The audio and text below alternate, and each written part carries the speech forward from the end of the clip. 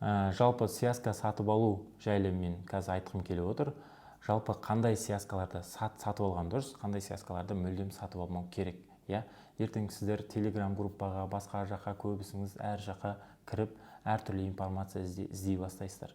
Әртүрлі ұсыныстар келеді сіздерге. Сол кезде қайсысын сатып алған дұрыс, қайсысын сатып алмау керек. Біріншіден қараңыздар, сіздерге егер жаңағыдай телеграм группадан бағана алаяқтардан абай болу керек. Ең біріншіден жаңа телеграм группа, басқа да группаға тап болған кезде именно қандай связкалар сатып жатыр, олар алаяқ емес па, соны бір қарап алуыңыз керек. Ол алаяқтар туралы сабақта да мен ол жайлы айтып өттім. Окей, енді ол алаяқ емес, бір қарапайым нормальный адам, но бірақ сіздерге связка сатып отыр. Ол связка қазір пайдасы, бүгін пайдасы беріп тұруы мүмкін, ертең пайдасын бермей қалуы мүмкін. Оны сіздер қалай білесіздер? Бұл жерде связканың объемына қарау керек. Екіншіден ликвидимсқа қарау керек. Үшіншіден қанша уақыт, ол қалай жасалынып жатыр, ол связканың қиыншылығы қаншалықты, соған қарау керек. Мысал ретінде айтып кететін болсам, объемына қарау керек деген, мысалға бір связкалар бар, которые сатқан кезде, не болмаса сатып алған кезде тек қана бір $3,000, $4,000 ғана объявление тұрады. Соны ғана сатып аласыздар. Одан басқа сатылып жатқан бағалар, то есть қымбат, арзанға сатылып жатқан бағалар тек қана $2-3,000 ғана сатылып тұрады. Кейбір күндері ол да жоқ болып қалады. Сіздерге сонда $2-3,000 сатылып тұрған кезде сіздерге міне связка бар деп көрсетеді, сіздер оны сатып алып істеп көресіздер, сол кезде пайда көресіздер. Ертеңіне онда $2-3,000 пайда қалмай қалуы мүмкін. Яғни объемдары сіздерге $2-3,000 ғана сатылып тұрған, сондай ғана көрінетін болса, оны алудың қажеті жоқ. Өйткені ол сіздерге ертең қиындық тудырады. Яғни оны қарау керек. Яғни қанша объем бар. Мысалға, егер 10 объявление тұрады, 10-нан да сатып алсаң, сіздерге пайда болатын болса, как тейкер болып, или мейкер болып деген сияқты. Онда нормально деген сөз. Енді андай связканың түрлері бар, яғни өздеріңіз осаққа дейін біліп келіп жатсыздар. Евронда связкасын істеп жатқандарыңыз бар шығар, араларыңызда істеп жатсыздар деп ойлаймын енді. Сол евроның связкасын істеу барысында ликвидимс азайып қала береді. Яғни сіздер объявление бересіздер 2-3 сағатта, то есть біреу кеп сіздерге сатып отырады. Яғни сіздер 2-3 сағат сайын, былайша айтқанда, $500, $1,000 деген сияқты сатып алып отырасыздар. Яғни ол ликвидимс аздар. Яғни ол ликвидимс негізі аз деп айтуға жатпайды, но нормально. Одан да бөлек, мысалға, Өзбекстанмен жаңағыдай связкалар бар, которые бейінбейді сатып жүруге болады. Сол Өзбекстанмен связка сату барысында, мысалға, сіз объявление қойып қойсаңыз, 10% қалады, егер сол бейінбейді, сіз сол Өзбекстанға сататын болсаңыз.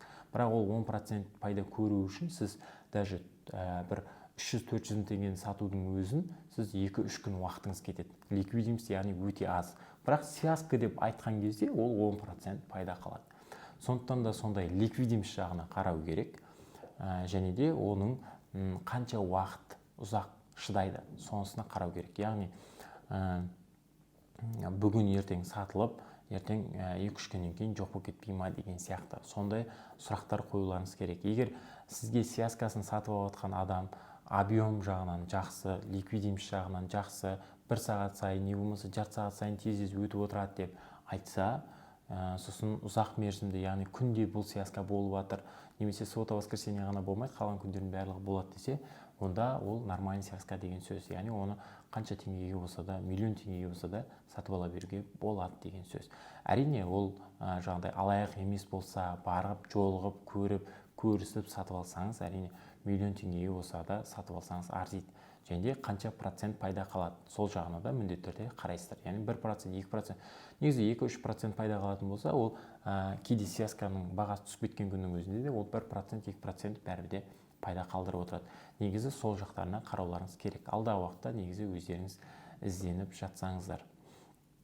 Жалпы солай, және де іздейтін болсаңыздар, яғни международный связкаларды іздейтін болсаңыздар, мен жалпы евроның связкасын көрсеттім, сол жерде жаңағыдай төбесінде кезет деп тұрады. Сол кезетті сіздер басқа мемлекеттерге, Өзбекстанның, білмеймін, осы СНГ-ның айналасында, даже әлем, ол СНГ-ға қатып қалған жоқ, басқа әлемдерге де ауыстырып, ол жақта қандай банктермен алуға болады, немесе сатуға болады, сол жақтарын қарап, ол жақта қанша доллармен есептеген кезде қанша доллармен сатылып жатыр, қанша сатып алатын болса қанша доллармен сатып аламыз деген сияқты сол жақтың нарықтарын бағасын қарау керек. Мысалға қарапайым айтатын болсам, бір елді алайық, например,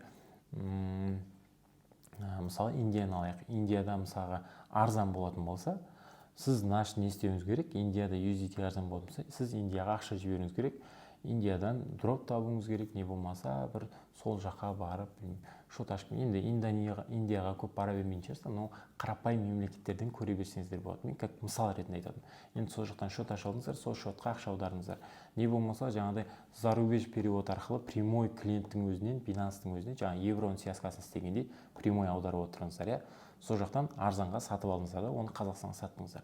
Не болмаса сол Индияда қымбат болатын болса, например, USDT, значит, онда не істеу керек? Біз Қазақстаннан USDT сатып алып, ол елге просто так сату керек. Яғни ол елге ақша болып түседі, ол ақшаны біз қайтадан Қазақстанға алып келуіміз керек. Яғни қарапайым осындай логика.